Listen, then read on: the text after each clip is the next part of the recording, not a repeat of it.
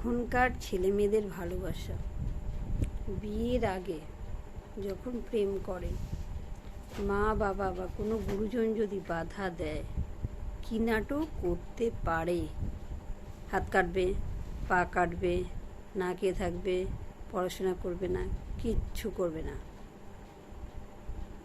তারপর বিয়ের পর 6 মাস গেলেই সব ধোঁয়াশা, সব সাদা সাদা লাগে, রঙিন স্বপ্নগুলো সব সাদা হয়ে যায়। তারপর আবার ফিরে আসার জন্য সেই একই নাটক ওইখানেও করে। আসলে আকর্ষণ, কোনো ভালোবাসা নেই। ভালোবাসার মানেই বোঝে না ওরা।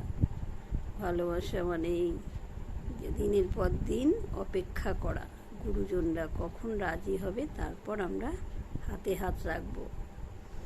অপেক্ষার ফল ভালো হয়। অনেকে তো 10 বছর পরেও মিলিত হয় আবার বিবাহ বন্ধনে, তাই না? ওই চটপট ভালোবাসা, হাত কাটা পা কাটা, তারপর বিয়ে করে নেওয়া, তারপরে 6 মাস গেলেই ব্যাস সব শেষ, আকর্ষণ শেষ। এটা ভালোবাসা নয়, জাস্ট আকর্ষণ। তাই ওই সব নাটক না করে নিজের জীবনটাকে গুছিয়ে নাও। পড়াশোনা করে, যে যেটা করতে ভালোবাসো সেটা করে গুছিয়ে নাও।